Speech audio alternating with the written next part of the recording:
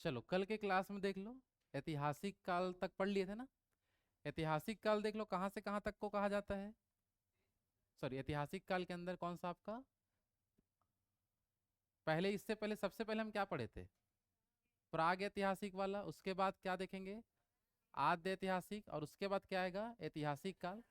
तो कल आद्य ऐतिहासिक तक कंप्लीट हो गया था, पूरा अपन देख चुके थे। चलो आज की क्लास में लोग क्या पढ़ेंगे जल्दी बताओ। ऐतिहासिक काल के बारे में, किसके बारे में देखना है? ऐतिहासिक काल क्या होता है उसके संबंध में पूरी जानकारी देखेंगे। तो ऐतिहासिक काल को देखो कितने भागों में बांटा गया बताइए। तीन भागों में। कितने भागों में? तीन भागों में बांटा गया। सबसे पहले क्या आता है हमारा? प्राचीन इतिहास। दूसरा में मध्यकालीन इतिहास। और तीसरा में आधुनिक इतिहास आपका आएगा। क्लियर है सबका? तो प्राचीन इतिहास, मध्यकालीन और क्या रहेगा? आधुनिक। चलो प्राचीन इतिहास का जो पॉइंट है, प्राचीन इतिहास सबसे पहले हम देखेंगे, और फिर मध्यकालीन, आधुनिक, धीरे धीरे करके पूरा तीनों टॉपिक को खत्म करेंगे। तब सीजी का जो हिस्ट्री है वो पूरा खत्म हो जाएगा। क्लियर है सबका? तो छत्तीसगढ़ का जो प्राचीन इतिहास है, जिसके अंतर्गत हम लोग सबसे पहले पढ़ेंगे वैदिक काल के बारे में। जहां से क्वेश्चन देखो, जो जो पॉइंट से क्वेश्चन आपका बनता होगा इतिहास से, वो पूरे क्वेश्चन को यहाँ देखना होगा। समझ में आ रहा है? इतिहास से जुड़े जितने भी क्वेश्चन एक बार आप अच्छे से पढ़ लिए, फिर और कहीं से भी पढ़ने का आवश्यकता है ही नहीं। केवल इसी नोट्स को जितना हो सके केवल रिपीट करो।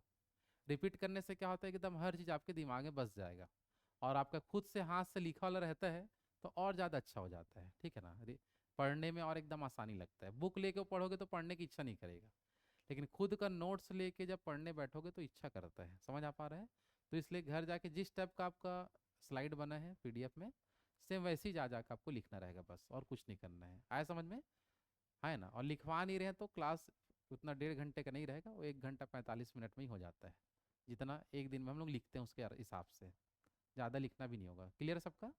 चलो वैदिक काल से स्टार्ट करते हैं। तो वैदिक काल का जो टोटल अगर आपको समय पूछे, देखो क्लास में केवल आप कोशिश करना याद करने का, बस क्या करने का? याद।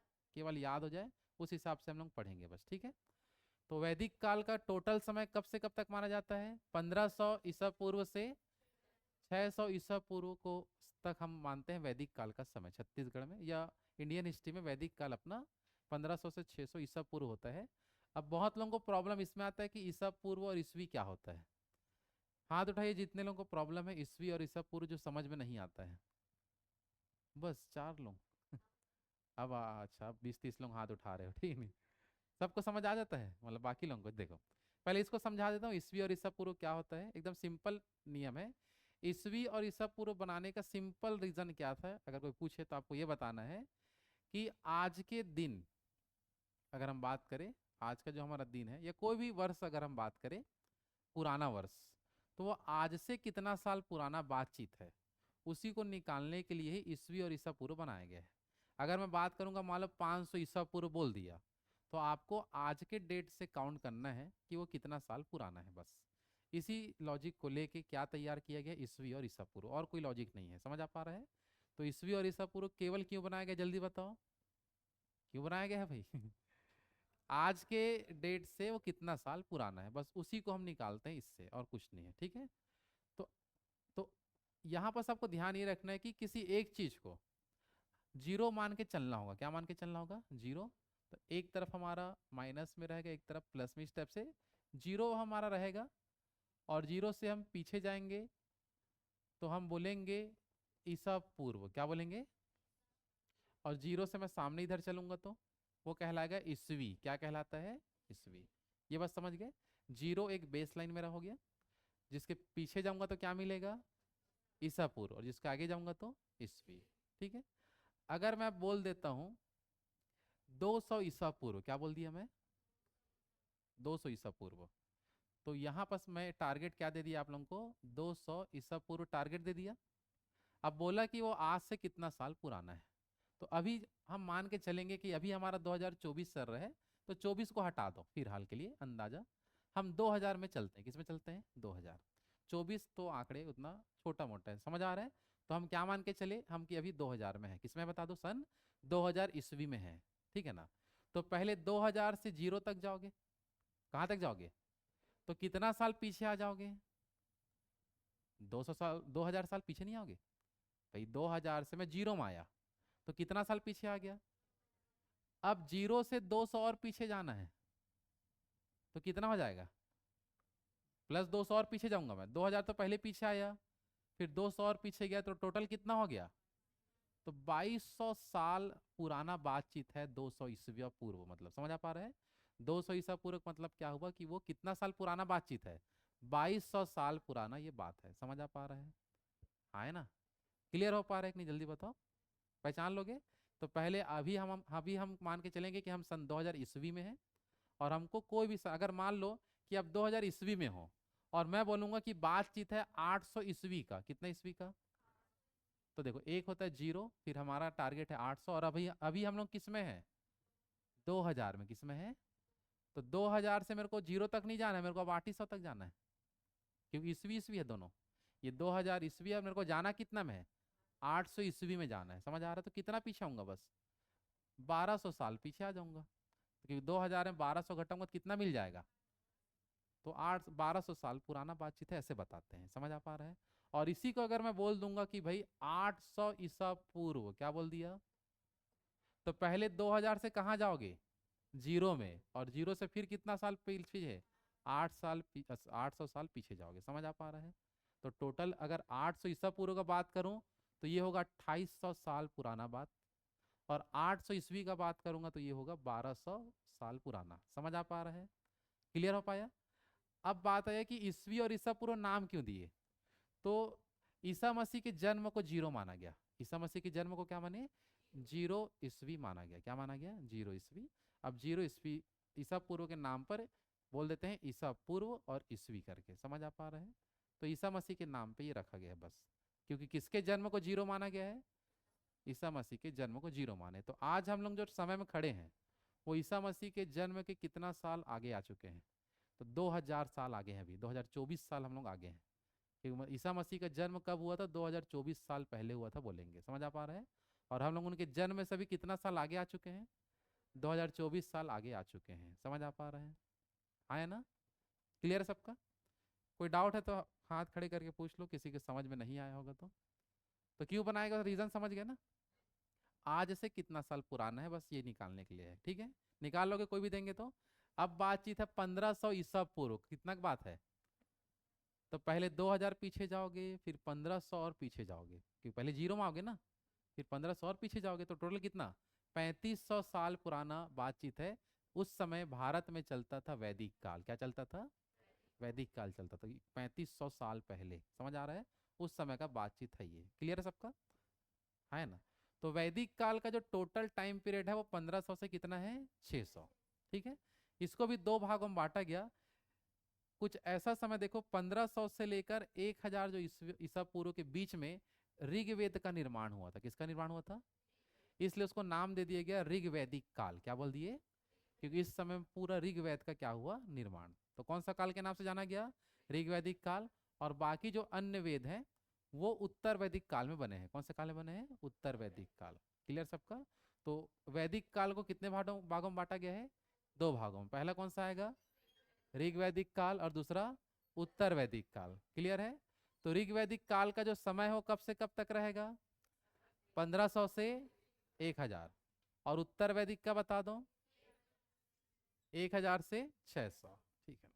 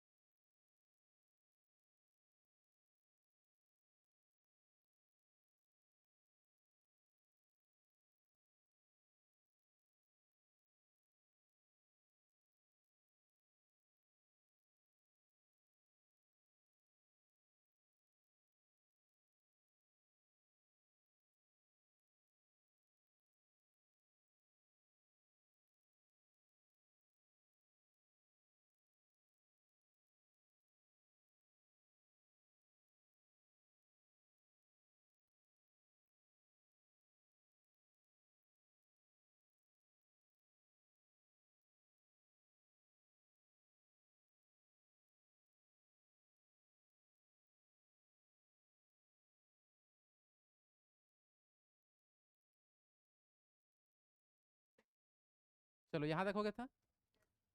चलो अब एक एक ठो अपन वेदों के वैदिक काल को पढ़ते हैं। जैसे सबसे पहला हमारा क्या आता है, ऋग्वैदिक काल, ठीक है ना। तो ऋग्वैदिक काल के बारे में देखो क्या क्या आपको समझना है। तो पहला चीज एकदम सिंपल है, ऋग्वैदिक काल में किसका निर्माण हुआ था बोलेंगे तो ऋग्वेद का क्या हुआ था, निर्माण। और ऋग्वेद का निर्माण किनके द्वारा किया गया था, तो आपको बताना आर्यों के द्वारा। किसके द्वारा किया गया था, आर्यों के द्वारा किया गया था। ऋग्वैदिक काल में ऋग्वेद का क्या हुआ, निर्माण किनके द्वारा किया गया था, जल्दी बताओ। आर्यों के द्वारा किया गया था। साथ ही साथ आपको इसमें याद रखना है कि ऋग्वैदिक काल में जो आर्यों का जो निवास स्थल था, कौन सा स्थल बता दो, वो आपका कौन से क्षेत्र में था, तो वो केवल था उत्तर भारत में। किस क्षेत्र में था बता दो। और उत्तर भारत का जो इलाका था उस समय इसको बोलते थे पंचनद क्षेत्र। क्या बोलते थे, तो उसी क्षेत्र में बस इन लोगों का निवास था। तो छत्तीसगढ़ में, छत्तीसगढ़ से अगर हम बात करें, ऋग्वैदिक काल की जो जानकारी है ये प्राप्त नहीं हुआ है, क्योंकि ये उस समय आर्यों का निवास किधर था बता दो, उत्तर भारत में था ऐसे बोल सकते हैं। जिसके कारण छत्तीसगढ़ में ऋग्वैदिक काल का कोई साक्ष्य मिला है क्या, नहीं मिला है। वैसे ही हम देखे थे सिंधु घाटी सभ्यता, कभी साक्ष्य मिला है क्या, यहाँ नहीं मिला है। और सिंधु घाटी सभ्यता को कौन से काल में लिया जाता है, तो आद्य ऐतिहासिक किसमें लेते हैं, तो आद्य ऐतिहासिक का भी कोई जानकारी हमारे छत्तीसगढ़ में नहीं है। ना ही ऋग्वैदिक काल की कोई जानकारी छत्तीसगढ़ में है। समझ आ पा रहा है ना। तो इसलिए आपको इस चीज़ को ध्यान रखना है। क्लियर है तक सबका, बस इतना ही चीज़ है वैदिक ऋग्वैदिक काल के बारे में। डिटेल में देखो इस प्रकार से लिखा रहेगा कि इस काल में किसका निर्माण हुआ था, जल्दी बता दो। ऋग्वेद का निर्माण होता, आर्यों का कहाँ निर्माण हुआ है, ठीक है। ऋग्वेद का क्या हुआ था, निर्माण। और ऋग्वैदिक कालीन सभ्यता का निर्माण किसने किया था बोलेंगे तो आर्य लोग। कौन किए थे, आर्यों के द्वारा किया गया था, ठीक है। और आर्यों के द्वारा निवासरत उन लोग कहाँ रहते थे बताओ, उत्तर भारत में। किस क्षेत्र में, पंचनद मतलब 5 नदियों का जो संगम स्थल था, जिससे पंजाब भी बोलते हैं अपन उस क्षेत्र को। तो पंचनद क्षेत्र में वे थे। किस क्षेत्र में थे बताओ। और आर्यों का ऋग्वैदिक काल में विस्तार केवल कहाँ तक हो पाया था, उत्तर भारत तक। कहाँ तक हुआ था, जिसके कारण लिखा है वैदिक कालीन साक्ष्य छत्तीसगढ़ से प्राप्त नहीं हुआ है। अर्थात ऋग्वेद में छत्तीसगढ़ का वर्णन नहीं है। ऋग्वेद पढ़ लोगे छत्तीसगढ़ का नाम कहीं नहीं मिलेगा, क्योंकि उस समय छत्तीसगढ़ का इलाका बहुत दूर था। आर्य लोगों का विस्तार हो पाया था क्या, तो आर्य लोग जहाँ जाते थे वहाँ वहाँ का साक्ष्य मिला है, और वहाँ वहाँ का उल्लेख हुआ है। बस क्लियर है तक सबका, है ना। बस इतना ही चीज है ऋग्वैदिक काल का। चलो समय बता दो, ऋग्वैदिक काल का समय बताओ कितना है, 1500 से 1000। इस काल में किसका निर्माण हुआ था बताओ, ऋग्वेद का। किसका निर्माण हुआ था। और इस समय ऋग्वैदिक कालीन जो सभ्यताएं हैं इसका विकास किसने किया था, आर्यों के द्वारा। आर्यों के द्वारा इस काल में कहाँ निवास करते थे इन लोग, पंचनद क्षेत्र। और ऋग्वैदिक काल में उनका विस्तार केवल कहाँ तक हो पाया, उत्तर भारत में। कहाँ तक हो पाया था, उत्तर भारत तक हो पाया। लेकिन छत्तीसगढ़ का अधिकांश क्षेत्र तो दक्षिण भारत में आ जाता है, कर्क रेखा के नीचे है ना। तो इसलिए कोई साक्ष्य नहीं मिला है। क्लियर है तक सबका, बस इतना ही इसमें आपको लिखना होगा। क्लियर है, आगे बढ़े। चलो इसके बाद ऋग्वैदिक काल के बाद आपका आता है उत्तर वैदिक काल। कौन सा काल आता है, चलो उत्तर वैदिक काल के बारे में देखेंगे। तो उत्तर वैदिक काल में जो आर्यों का जो विस्तार है, किसका विस्तार बता दो, आर्यों का विस्तार अब धीरे से मध्य भारत में होने लगा। कहाँ होने लगा जल्दी बताओ, मध्य भारत में, ठीक है। ये जो इलाका दिख रहा है मध्य भारत में, पहले उत्तर भारत तक तो इनका निवास था ही था, लेकिन धीरे जब समय आगे बढ़ते गया तो आर्य का आगमन किधर होने लगा, मध्य भारत तक। तो ये आपको याद रखना है कि उत्तर वैदिक काल में आर्य लोग कहाँ आए थे, मध्य भारत के क्षेत्र में आए थे। और आर्यों के द्वारा कौन से नदी का उल्लेख किया गया बोलेंगे तो मध्य भारत का जो नर्मदा नदी है, कौन सा नदी, नर्मदा नदी का इन्होंने उल्लेख किया है। कौन सा नदी का उल्लेख किया बताओ। और नर्मदा नदी को इसने क्या नाम से पुकारा था आर्यों के द्वारा, तो नर्मदा नदी को इन्होंने बोला था रेवा नदी। कौन सा नदी बोले थे, रेवा। तो क्वेश्चन आता है एग्जाम में कि नर्मदा नदी को और क्या नाम से जानते हैं, रेवा नदी के नाम से। किनके द्वारा ये नाम दिया गया है, तो आर्यों के द्वारा। किनके द्वारा बता दो, आर्यों के द्वारा खासकर दिया गया है ना। और उत्तर वैदिक काल में ही ये जो हमारा छत्तीसगढ़ का जो क्षेत्र है यहाँ आर्य लोग आए थे, ऐसा बताया गया है। कौन आए थे बता दो, तो आर्य आर्य लोग छत्तीसगढ़ में आए थे कौन से काल में, तो क्या बताओगे, उत्तर वैदिक काल। कौन सा काल, ऋग्वैदिक तक तो पहुंच ही नहीं पाए थे। उत्तर वैदिक काल में ये आए थे खासकर। क्लियर यहाँ तक सबका, है ना।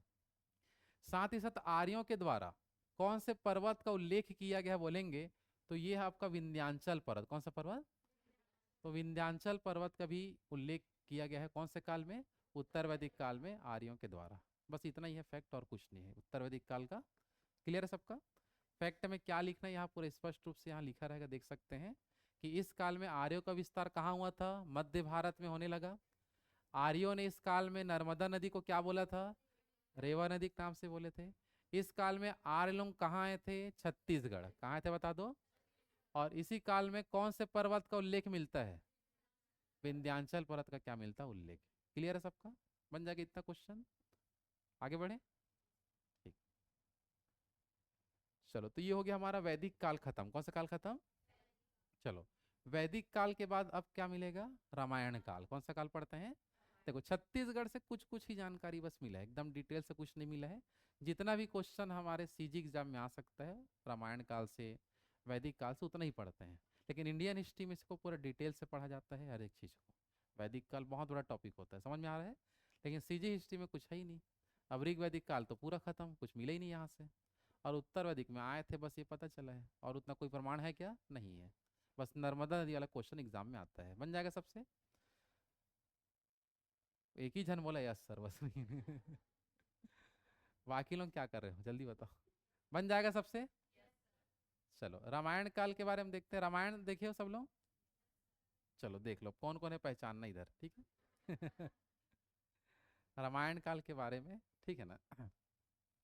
चलो, रामायण काल जब था, ठीक है ना, उसी समय उसी के समकालीन में ही चलता था भारत में महाजनपद काल। क्या चलता था? मतलब महाजनपद जो काल था, या महाजनपद जो जब समय था, उसी समय का हम देख बोलेंगे रामायण काल। कौन सा काल बोलते हैं? तो रामायण काल के समय या महाजनपद काल के समय जो भारत जो था वो 16 महाजनपद में बटा था। कितने महाजनपद में था? 16 महाजनपद में बटा हुआ था। जिसमें से हम बात करेंगे रामायण काल में जो दो महाजनपद एकदम फेमस है, जिसमें से है कोसल महाजनपद। कौन सा महाजनपद? कोसल महाजनपद वाला जो क्षेत्र है, कोसल क्षेत्र, वहाँ वो जो है रामायण काल से रिलेटेड क्षेत्र है आपका कोसल। समझ आ पा रहा है ना। तो रामायण काल से संबंधित कौन सा महाजनपद है बोलेंगे तो कोसल महाजनपद। कौन सा था बता दो। अब जो कोसल जो महाजनपद था ये दो हिस्सों में बटा था। कितने हिस्सों में बटा था? जिसमें से हम बोलते थे एक को उत्तर कोसल और एक को बोलते थे दक्षिण कोसल। समझ आ पा रहे हैं? तो कोसल कितने भाग में बटा था? दो भाग में। पहला कौन सा? उत्तर कौशल, और दूसरा दक्षिण कौशल। क्लियर है तक सबका, है ना। उत्तर कौशल का जो राजा था उसका नाम था दशरथ। क्या नाम था बता दो? दशरथ। क्लियर है सबका। तो कौशल और जो इलाका था उसका उत्तर वाला क्षेत्र क्या था बता दो। उत्तर का क्षेत्र किसके हाथ में था? राजा दशरथ। और दक्षिण कौशल का जो राजा था जिसका नाम था राजा भानुवंत। क्या नाम था बता दो। क्लियर है यहाँ तक सबका। तो उत्तर कौशल का राजा कौन था बताओ? दशरथ। और दूसरा दक्षिण कौशल का राजा भानुवंत। बस ये कुछ फैक्ट है, बस उतना ही अपन को जानना है कि हमारा छत्तीसगढ़ किसके हाथ में आएगा, उसको हमको समझना है रामायण काल में, ठीक है। तो यहाँ तक सबको क्लियर है कि नहीं, जल्दी बताओ, है ना। चलो, अब देखेंगे भानुवंत की एक पुत्री थी जिसका नाम कोई बता सकता है? बहुत बढ़िया, बहुत लेट से यहाँ लिखा है तो लोगों को भी नहीं दिखता है, ठीक है नहीं यहाँ लिखा, मेरे को लगा कि कोई लॉजिक लगाओगे और बताओगे, ठीक है। चलो, तो भानुवंत की पुत्री का नाम क्या है? कौशल्या, ठीक है। और कौशल्या का विवाह किसके साथ होता है? राजा दशरथ के साथ। समझ आ पा रहा है ना। तो कौशल कितने भाग में बटा था? क्या क्या नाम से? उत्तर कौशल और दक्षिण कौशल। उत्तर कौशल के राजा बताओ। दक्षिण कौशल का भानुवंत। किसका विवाह किसके साथ होता है? कौशल्या का विवाह राजा दशरथ के साथ होता है। समझ आ रहा है? अब देखो ध्यान से कि भानुवंत का ना एक ये है कि इनका कोई पुत्र नहीं था। भानुवंत का कोई पुत्र था क्या? नहीं। तो ये जो दक्षिण कोसल वाला जो इलाका है जो राजा भानुवंत के पास था, वो आगे चल के किसके हाथ में चले जाएगा? मतलब दामाद को दे देगा, ये लो भाई, ठीक है। बेटी दामाद को, जाओ खाओ कमाओ वाला, ठीक है। तो राजा दशरथ के हाथ में अब पूरा कोसल का पूरा क्षेत्र किसके हाथ में आ जाएगा? राजा दशरथ। तो कैसा है, समझ गए, है ना। क्योंकि भानुवंत का कोई पुत्र था क्या? नहीं था। तो दक्षिण कौशल का क्षेत्र भी किसको मिल गया?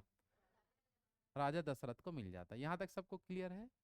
तो वही चीज देखो यहाँ लिखा गया है, आप पढ़ सकते हैं पूरा, कि रामायण काल में उत्तर कौशल और दक्षिण कौशल नामक क्षेत्र था। उत्तर कौशल के राजा दशरथ थे और दक्षिण कौशल के राजा भानुवंत थे। भानुवंत की पुत्री का नाम क्या था? कौशल्या था। और कौशल्या का विवाह किसके साथ हुआ था? राजा दशरथ के साथ हुआ था। और भानुवंत का कोई पुत्र या संतान नहीं होने के कारण दक्षिण कौशल का जो क्षेत्र है वो किसको मिल गया, जल्दी बताओ? राजा दशरथ को मिल जाता है। यहाँ तक सबको क्लियर है? तो कुल मिलाकर अब राजा दशरथ मेन हीरो हो गया, ठीक है? मेन हीरो समझ गए ना? चलो, अब देखते हैं राजा दशरथ जो थे, इनके बड़े पुत्र का जो नाम क्या था? पहले भगवान नहीं था, सिर्फ पहले राम था। भगवान आगे चल के बनेगा, ठीक है? मतलब, तो राजा दशरथ के बड़े पुत्र का नाम क्या था? राम। समझ आ पा रहा है ना? और राम के कितने पुत्र थे? दो पुत्र। क्या नाम था? लव और कुश। ठीक है, अब आगे चल के देखो क्या होता है, ध्यान देंगे। तो राम जो है उत्तर कौशल जो का जो क्षेत्र है, क्योंकि इसके पास अब दो क्षेत्र आ जाएगा, क्योंकि राम जो है राजा बनता है मेन। समझ आ पा रहे हैं? तो जब ये बंटवारा करता है क्षेत्रों का, तो उत्तर कौशल का जो क्षेत्र है वो किसको मिल जाता है? लव को। और दक्षिण कौशल का क्षेत्र किसको मिल जाता है? कुश को। तो ये चीज आपको याद रखना है। समझ आ पा रहा है? तो अंत में हम देखें, धीरे धीरे आगे समय बढ़ते गया, तो लौ जो था वो किस क्षेत्र का शासक बन जाएगा? उत्तर कौशल। और कुश जो है वो दक्षिण कौशल। अब बात आता है कि छत्तीसगढ़ का जो क्षेत्र है वो किस में आता था? तो वो आता था दक्षिण कौशल में। किस में आता था बता दो? और दक्षिण कौशल किसको मिल गया था? कुश को। समझ आ पा रहा है ना? और दक्षिण कौशल की एक राजधानी बना, जिसको एग्जाम में क्वेश्चन पूछा जाता है, उसको बोलते हैं कुश स्थली। क्या बोलते हैं?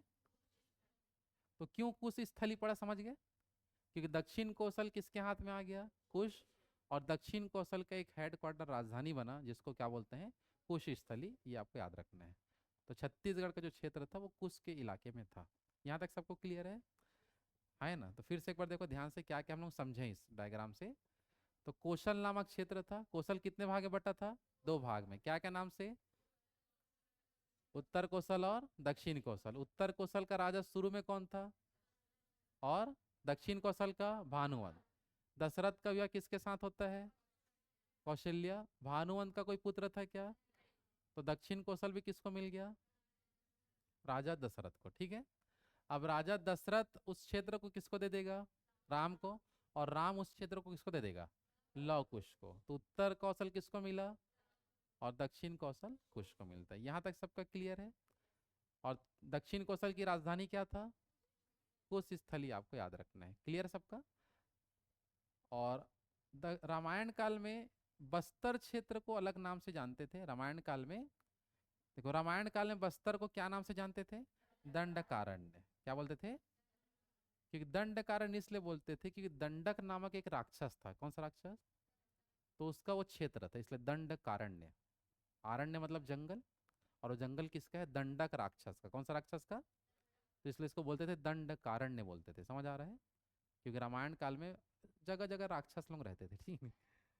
अभी देखेंगे छत्तीसगढ़ में, देखेंगे बहुत सारे राक्षसों के नाम पढ़ोगे, तो वैसे ही एक राक्षस क्या नाम मिलेगा? दंडक। तो दंडकारण्य राक्षस नहीं है। दंडक क्या है? राक्षस। और उसका क्षेत्र पूरा जंगल का था, तो अरण्य मतलब जंगल होता है। तो दोनों को मिला के दंडकारण्य बोलते थे। समझ आ पा रहे हैं? है ना? चलो, तो अभी तक जो हम पढ़े उसको एक फैक्ट में देख लो, जो भी पढ़े वो समझ में आया कि नहीं आया। तो राजा दशरथ के बड़े पुत्र का नाम बताओ, क्या था? राम। राम के कितने पुत्र थे? दो। क्या क्या नाम से? लव और कुश। यहाँ तक क्लियर है? राम जो उत्तर कौशल और दक्षिण कौशल को अपने दोनों पुत्रों में बांट दिया, जिसके पश्चात उत्तर कौशल का क्षेत्र लव को प्राप्त हुआ और दक्षिण कौशल का कुश को क्या होता है? प्राप्त। क्लियर सबका? दक्षिण कौशल का क्षेत्र, सॉरी, छत्तीसगढ़ का दक्षिण कौशल में, छत्तीसगढ़ जो किस में शामिल था? दक्षिण कौशल में शामिल था, जिसकी राजधानी क्या था? कुश स्थली।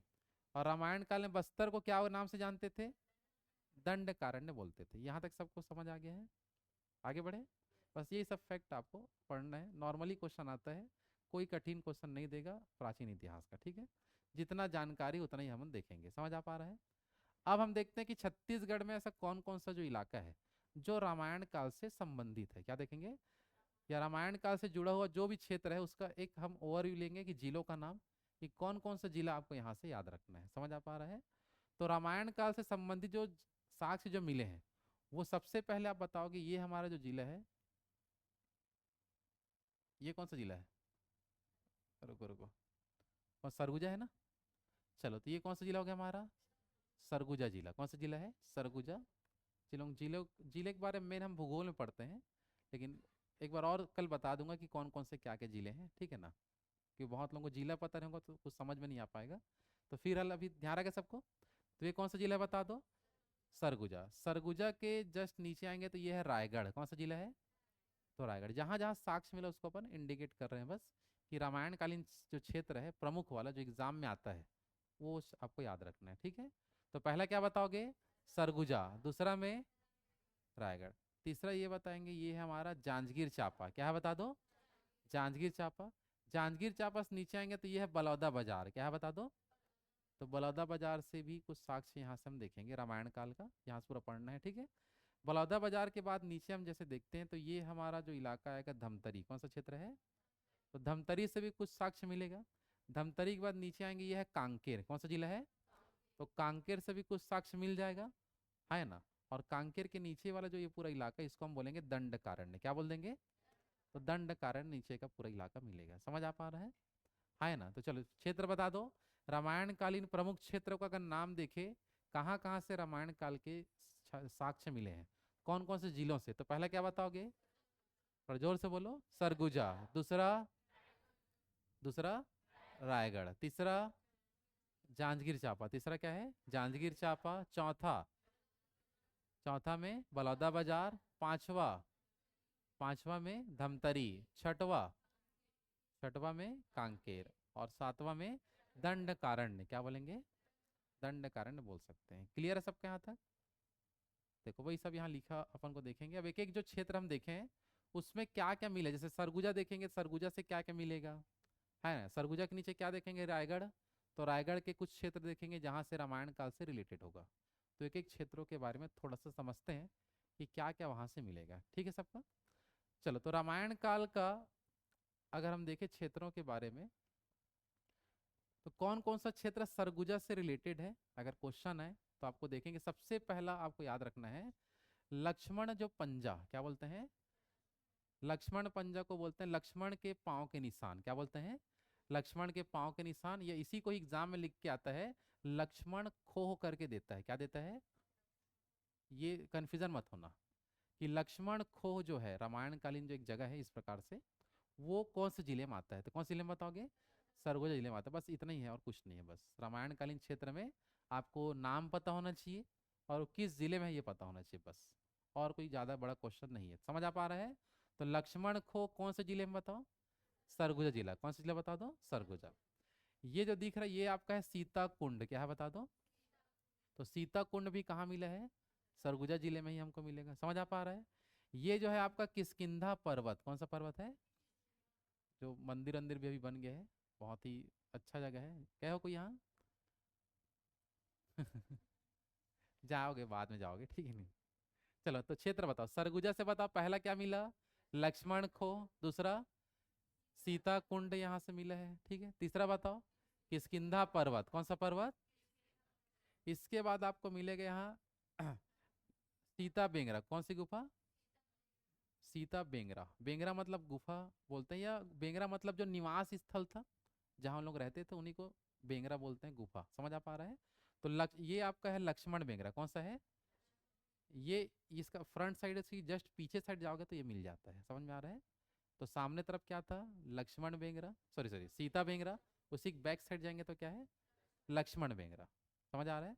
मतलब ये सीता माता का निवास स्थल और ये लक्ष्मण का निवास स्थल। तो राम कहाँ गया? ठीक। तो राम भगवान किसके साथ रहेंगे?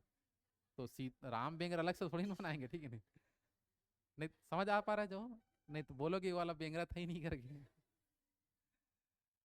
आ रहा है समझ में? तो लेकिन नाम लेने में ठीक ये लगता है लक्ष्मण बेंगरा सीता बेंगरा ऐसा करके एग्जाम में आता है। समझ आ पा रहा है? तो लक्ष्मण बेंगरा और सीता बेंगरा दोनों ही कौन से जिले में है? सरगुजा जिले में आ जाएगा। और राम भगवान कहाँ रहते थे? सीता बेंगरा में रहेंगे। समझ आ पा रहा है? और ये दोनों जो गुफा है वो कौन सी पहाड़ी में है? तो ये जो पहाड़ी दिखता है इसका नाम ही रख दिए रामगढ़ की पहाड़ी। कौन सी पहाड़ी? तो रामगढ़ की जो पहाड़ी है इसी में देख लो, ये रोड टाइप से दिख रहा है आप लोगों को ये वाला, ये ऐसे ही जाते हैं मस्त। और इधर पीछे तरफ जाओगे ना तो ये गुफा मिलेगा उधर। समझ में आ रहा है? और ये जो उसी जाओगे तो ये लक्ष्मण बेंगरा सीता बेंगरा इसी पहाड़ी में है। कौन सी पहाड़ी में जल्दी बताओ? रामगढ़ की पहाड़ी में, जो राम भगवान से रिलेटेड है पूरा वहाँ। समझ आ पा रहा है? तो रामगढ़ की पहाड़ी बहुत बार क्वेश्चन आता है, कौन से जिले में जल्दी बताओ? सरगुजा में। तो सरगुजा में ये है पूरा रामायण कालीन जगह, जो देखना है तो जा सकते हो, ज़्यादा दूर नहीं है। सर्च कर लेना कितना किलोमीटर आता है, ठीक है? नहीं चलो नाम बताओगे सब लोग, कितने सारे क्षेत्र देखे? 5, ठीक है ना? चलो नाम बताओ, 5 है कि 6? गिनती में भी गलती, ठीक है? चलो पहला बताओ, सरगुजा से पहला लक्ष्मण, लक्ष्मण खो बोल दो क्योंकि एग्जाम में वही लिखा होता है, ठीक है? लक्ष्मण पंजा करके कभी नहीं आया है, ठीक है? लक्ष्मण खो करके दिया है। दूसरा सीता कुंड, उसके बाद किष्किंधा पर्वत, किष्किंधा पर्वत के बाद सीता बेंगरा के बाद लक्ष्मण बेंगरा, और लास्ट में रामगढ़ की पहाड़ी। क्लियर है तक सबका? है ना? चलो, तो ये हो गया सरगुजा जिले में, बस इतना है। सरगुजा जिले के बाद हम किस में आते हैं? ये सब याद रहेगा, पूरा डिटेल से लिखा हुआ है, बस आपको घर में जाके लिखना बस है, ठीक है? अब आते हैं कौन से जिले में? रायगढ़। रायगढ़ जिले में जो चीज़ हमको मिला है बस एक ही जगह बस है रायगढ़ में, और वो देखने लायक है बस आपका राम झरना। क्या बता दो? तो राम झरना करके क्वेश्चन आता है, जो राम भगवान से रिलेटेड है, रामायणकालीन क्षेत्र है ये। तो राम झरना कौन से जिले में है? रायगढ़ में। इसके के अलावा रायगढ़ से और कुछ नहीं याद करना है। क्लियर है? सरगुजा से अपन 6 क्षेत्र देखे, रायगढ़ से मात्र कितना? 1। और वो क्षेत्र क्या बताओगे? राम झरना कहाँ है बोलेंगे तो रायगढ़ में। लास्ट में पूरा मिक्स करके एक बार पूछूंगा कि कौन सा क्षेत्र कहाँ है, वही बस पहचानना आता है, ठीक है? सबसे अधिक क्वेश्चन तो रामगढ़ की पहाड़ी आता है, किस जिले में करके पूछा जाता है, बन जाएगा सबसे। चलो अब आते हैं जांजगीर चांपा जिले में। कौन से जिले में बता दो? तो जांजगीर चांपा जिले से पढ़ने लायक हमारा मात्र एक ही जगह है, वो है शबरी आश्रम। कौन सा आश्रम? तो शबरी आश्रम जो है ये किस जिले में जल्दी बताओ? तो ये दिख रहा है यहाँ पास, ये शबरी आश्रम है। ये ड्रोन वाला, ड्रोन समझते हो ना? ड्रोन से खींचा गया है थोड़ा सा। तो ये कौन सा आश्रम दिख रहा है जल्दी बताओ? शबरी आश्रम। तो शबरी आश्रम कहाँ है? जांजगीर चांपा में। और शबरी आश्रम में हुआ क्या था?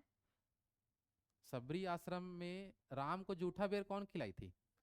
शबरी। समझ आ रहा है? दिख रहा होगा फोटो में, ये कौन है? शबरी। और राम भगवान को जूठा बेर, ये आश्रम है, और वही आश्रम का चित्र है अभी, अभी का जो जो भी है उसके हिसाब से। आया बात समझ में? बन जाएगा। चलो, तो जांजगीर चांपा से कौन सा क्षेत्र याद रखेंगे? शबरी आश्रम बस, ठीक है? रायगढ़ से बताओ? राम झरना। रायगढ़ से, जांजगीर चांपा से, सरगुजा से पहला बताओ? लक्ष्मण खो। दूसरा सीता खो कौन है बोल रहा है? सीता कुंड है क्या? तीसरा बताओ? चौथा,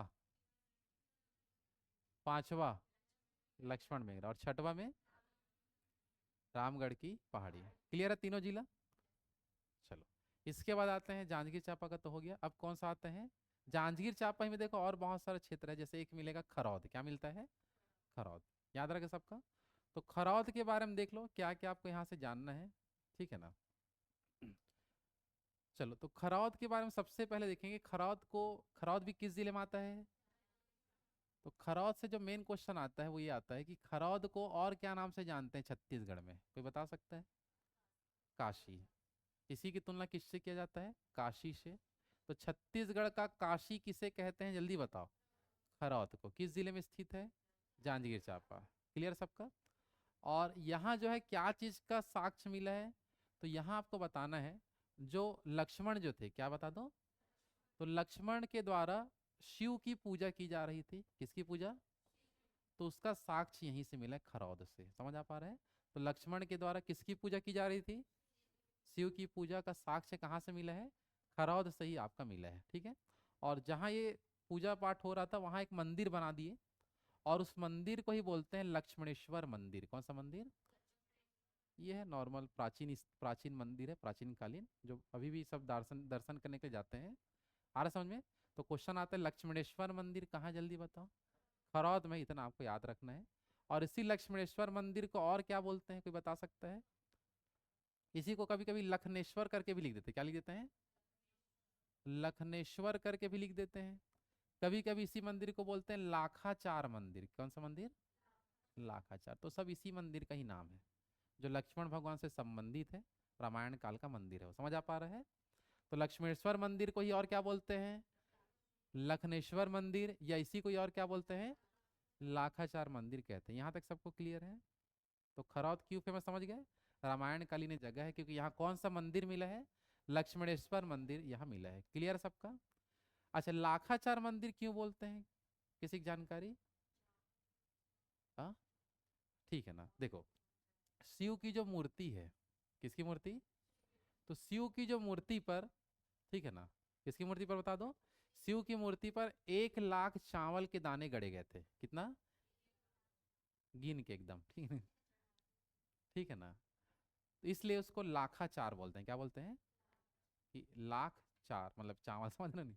तो लाखाचार समझ आ रहा है क्यों बोलते हैं?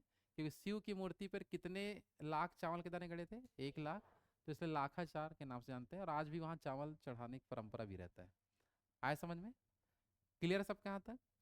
अच्छा, ये जो खरौद जो क्षेत्र था, उसका नामकरण कैसे हुआ ये भी याद रख लेना, ठीक है? कि खरौद को हम खरौद क्यों बोलते हैं, कोई बता सकता है? तो खरौद का जो नामकरण किसके आधार पर किया गया? तो राक्षस के आधार पर। किसके आधार पर? राक्षस के आधार पर किया गया है। और इस क्षेत्र में 2 राक्षस रहते थे, एक था खर और एक था दूषण। क्या था बता दो? खर और दूषण। और इन राक्षसों का वध किसने किया था बता दो? भगवान राम ने किया था। राक्षस का वध कौन करेगा? वध करना तो राम भगवान आएगा। मंदिर भले किसका है, लेकिन वध करना तो किसको बुलाना पड़ता है? भगवान राम को। तो भगवान राम ने 2 राक्षसों का वध किया था। चित्र में देखो ना, समझ जाया करो ये कौन है भाई, और ये क्या है? खर। और ये कौन राक्षस बोल रहा है? नाम लिखा है ना, नाम उसको बताओ। ये खर और ये क्या है? तो दोनों का वध कौन किया था? भगवान राम। और खरदूषण के कारण ही बना है खरौद। क्या बना है? खरौद जो है राक्षस के नाम पर है, ठीक है ना। खर और दूषण को मिला के खरौद बनाए थे। आया बात समझ में? तो ये खरौद भी जांजगीर चांपा जिले में है, और रामायण कालीन क्षेत्र है। क्लियर यहाँ तक सबका? तो देखो वही पूरा लिखा है, एक बार पढ़ लें। चलो पहला पॉइंट पढ़ो, क्या लिखा है? इसे छत्तीसगढ़ का क्या बोलते हैं? काशी। यहाँ लक्ष्मण द्वारा शिव की पूजा का साक्ष्य मिला है। कुल मिला के यहाँ क्या है, जल्दी बताओ? लक्ष्मणेश्वर या लक्ष्मण मंदिर की स्थापना लक्ष्मण के द्वारा किया गया है। और उसी को हम क्या बोलते हैं? लक्ष्मणेश्वर, लखनेश्वर या लाखाचार बोलते हैं। लक्ष्मण ने इस मंदिर में शिव की मूर्ति पर क्या बता दीजिए? 1 लाख चावल के दाने गड़े थे, जिसके कारण इस मंदिर को क्या बोलते हैं? लाखाचार मंदिर कहते हैं। क्लियर सबका? और खरौद का नामकरण खरदूषण राक्षस के नाम पर हुआ है। तो खरदूषण क्या एक ही राक्षस है कि 2 राक्षस है? खर और दूषण। तो खर और दूषण से क्या बनेगा? खरौद। और इन्हीं राक्षसों का वध किसने किया था, जल्दी बताओ? भगवान राम ने किया था। क्लियर सबका? तो जांजगीर चांपा के 2 क्षेत्र हम लोग देख चुके हैं अभी तक। पहला क्षेत्र क्या देखे थे? शबरी आश्रम, जो जांजगीर चांपा जिले में ही मिलेगा आपको। और दूसरा क्या देखेंगे? शबरी आश्रम के बारे में देख लो, क्या लिखा समझ आ रहा है? यह रामायण कालीन शबरी आश्रम है। इसी आश्रम में शबरी ने भगवान राम को अपना जूठा बेर खिलाया था, जो चित्र में अपन देख चुके हैं। क्लियर सबका? चलो, जांजगीर चांपा में देख लो 2 क्षेत्र हो गया। अब इसके बाद हम कौन सा जिले में आ जाते हैं? बलौदा बाजार में। किस में आ जाएंगे? चलो, बलौदा बाजार में देख लो, एक ही क्षेत्र आपको याद रखना है, और वो है तुरतुरिया आश्रम। कौन सा आश्रम? तुरतुरिया जगह का नाम है दरअसल। आश्रम का नाम है वाल्मीकि आश्रम। आश्रम का नाम क्या है? तो ये जो वाल्मीकि आश्रम जो है, ये आपका है तुरतुरिया बलौदा बाजार में। तुरतुरिया जगह कहाँ है बताओ? तुरतुरिया बलौदा बाजार में है वाल्मीकि आश्रम। और इसी वाल्मीकि आश्रम, ये रामायण कालीन आश्रम है, और इसी आश्रम में हुआ था लव और कुश का जन्म। किसका जन्म हुआ था? तो लव और कुश का जन्म कौन से आश्रम में हुआ था, जल्दी बताओ? वाल्मीकि आश्रम में हुआ था, जो कहाँ है? तुरतुरिया में। कहाँ है बता दो? और तुरतुरिया कहाँ है? बस ये हो गया रामायण कालीन क्षेत्र बलौदा बाजार से, और कुछ नहीं। समझ आ पा रहा है? तो तुरतुरिया आश्रम है बलौदा बाजार में, जिसको वाल्मीकि आश्रम भी बोलते हैं हम। तुरतुरिया नामक स्थान पर रामायण कालीन क्या है बता दो? वाल्मीकि आश्रम है। और इसी आश्रम में किसका जन्म हुआ था? लव और कुश का क्या हुआ था? जन्म। क्लियर है यहाँ तक सबका? आगे बढ़े, है ना? बस छोटे छोटे क्षेत्र, अब धमतरी का देख लो एक बार, फिर पूरा देख लेंगे कहाँ कहाँ से क्या क्या मिले, ठीक है ना? चलो, धमतरी जिले में एक ही चीज फेमस है, और वो है श्रृंगी ऋषि आश्रम। कौन सा आश्रम बता दो? तो श्रृंगी ऋषि जो आश्रम है वो रामायण कालीन स्थल है, जहाँ किनका निवास होता था? तो श्रृंगी ऋषि का क्या होता था? निवास, जो रामायण काल से रिलेटेड है। और क्यों ये फेमस है जगह? श्रृंगी ऋषि को राक्षसों से किसने बचाया था? क्वेश्चन आता है। तो श्रृंगी ऋषि को राक्षसों से बचाया था भगवान राम ने। समझ आ पा रहा है? क्योंकि इस पर भी राक्षस हमला कर दिया था, है ना? तो इसको कौन बचाया था? भगवान राम ने बचाया था। और ये जो श्रृंगी ऋषि जो आश्रम है वो कौन से पर्वत में है पूछेगा तो क्या बताओगे? तो यह है सिहावा पर्वत में। कौन सा पर्वत में है? और सिहावा पर्वत कहाँ है? धमतरी जिले में। किस जिले में है? और ये भी आपको प्रमाण याद रखना है कि श्रृंगी ऋषि का जो कमंडल था, क्या बता दो? तो कमंडल के गिरने से ही हुआ है महानदी का उद्गम। किसका उद्गम हुआ है? तो महानदी जो निकलता है वो सिहावा पर्वत से निकलता है। कौन से पर्वत से? और किसके कमंडल के गिरने से महानदी का उद्गम हुआ? श्रृंगी ऋषि का जो कमंडल, कमंडल समझते हो? क्या समझते हो? हाथ में जो पकड़े रहते हैं वही ना, जिसमें थोड़ा पानी वानी रहता है। कोई पूजा पाठ आए तो थोड़ा सा देते हैं ना उसको निकाल के, नहीं? तो कमंडल जो था वही गिरा, और कौन सा नदी का उद्गम हुआ? तो कौन सिहावा नदी बोल रहा है? सिहावा पर्वत है वो। नदी कौन सा है? महानदी। और यहाँ जाओगे तो ये छोटा सा कुंड है, और इसके बैक साइड देखोगे तो ऐसे नदी टाइप से निकलता है। समझ आ पा रहा है? बहुत ही बड़ी नदी है। समझ आ पा रहा है? और ये ऊपर से जो चित्र है उसी का है। मैं भी गया था यहाँ, लेकिन मत जाना आप लोग। आप लोग जाओगे मतलब उतना खास स्थल नहीं, चढ़ोगे और बस ये मिलेगा मंदिर, और ये कुंड मिलेगा, वहीं फोटो खिंचाते हैं बस, ठीक नहीं? और हो गया, तो ये व्यू दिख जाता है थोड़ा सा। चले जाना, मैं बोला इसलिए मत जाना, ठीक नहीं? आ जाएगा सबका, बन जाएगा इतना। तो धमतरी में कौन सा जगह फेमस है रामायण काल का? श्रृंगी ऋषि आश्रम। श्रृंगी ऋषि आश्रम कौन सी पहाड़ी में है? सिहावा की पहाड़ी। और श्रृंगी ऋषि को राक्षसों से किसने बचाया था? राम ने, इसलिए वो रामायण कालीन क्षेत्र साक्ष्य वहां से मिला है, ठीक है? और श्रृंगी ऋषि के कमंडल के गिरने से कौन सा नदी का उद्गम हुआ है? महानदी का क्या हुआ है? उद्गम होता है, ठीक है ना? बस इतना ही चीज यहाँ से हम जानने लायक चीज है। एक बार डिटेल इसका देख लो, कोई डाउट होगा तो पूछेंगे। तो धमतरी का फेमस जगह बता दो कौन सा है? श्रृंगी ऋषि आश्रम। इस आश्रम में श्रृंगी ऋषि निवास करते थे, और भगवान राम ने श्रृंगी ऋषि को राक्षसों से बचाया था। श्रृंगी ऋषि आश्रम सिहावा पर्वत में स्थित है, और इसी आश्रम में श्रृंगी ऋषि के कमंडल के गिरने से महानदी का उद्गम हुआ है। बस इतना इंपॉर्टेंट है, रामायणकालीन क्षेत्र है, और महानदी का जो उद्गम है उसको लेके बस यहाँ से पढ़ा जाता है। क्लियर है सबका? लास्ट हमारा जो चीज आ गया वो है दंड कारण्य क्षेत्र। बस उसके बाद रामायण कालीन क्षेत्र हमारा खत्म हो जाएगा। कांकेर बज के बीच का, कांकेर के बारे में नहीं पढ़ेगा? चलो यही बता देता हूँ, ये कौन सा जिला है देख लो हमारा। अच्छा, कांकेर का जो क्षेत्र है ना वो थोड़ा विवादित है दरअसल, इसलिए यहाँ नहीं है। क्योंकि कांकेर में बताया गया है कि छत्तीसगढ़ के बुकों में जो दिया है पंचवटी करके, क्या दे दिया है? पंचवटी कांकेर में है, ऐसा करके लिखा गया है, ठीक है ना? और रावण ने सीता का जो अपहरण पंचवटी में किया है, ऐसा बुक में लिखा हुआ है। लेकिन हम जब नेट में सर्च करते हैं तो पंचवटी ना महाराष्ट्र में दिखाता है। कहाँ दिखाता है? समझ आ पा रहा है? इसलिए इसको अभी नहीं पढ़ा रहा हूँ मैं। क्लियर है सबका? जब कंफर्म हो जाएगा भी कौन सा, तो उसके हिसाब से बता दूंगा। तो अभी कांकेर वाले को हटा देते हैं। किसको हटा देते हैं? क्योंकि यहाँ पंचवटी का उल्लेख किया है, लेकिन पंचवटी कहीं और है आपका। समझ आ पा रहा है ना? तो कांकेर वाले को नहीं पढ़ रहे हैं। क्लियर है सबका? क्यों नहीं पढ़े, समझ गए? चलो, अब लास्ट जो हम देख लेते हैं आज के लिए वो रहेगा दंड कारण्य के बारे में। किसके बारे में बता दो? तो दंड कारण्य को लेकर देखो क्या क्या क्वेश्चन आ सकता है। पहला क्वेश्चन पूछेगा कि बस्तर या दक्षिण छत्तीसगढ़ को रामायण काल में क्या कहते थे? तो आंसर क्या बताओगे? दंड कारण्य। दंड कारण्य में कौन सा राक्षस रहता था? कौन सा राक्षस?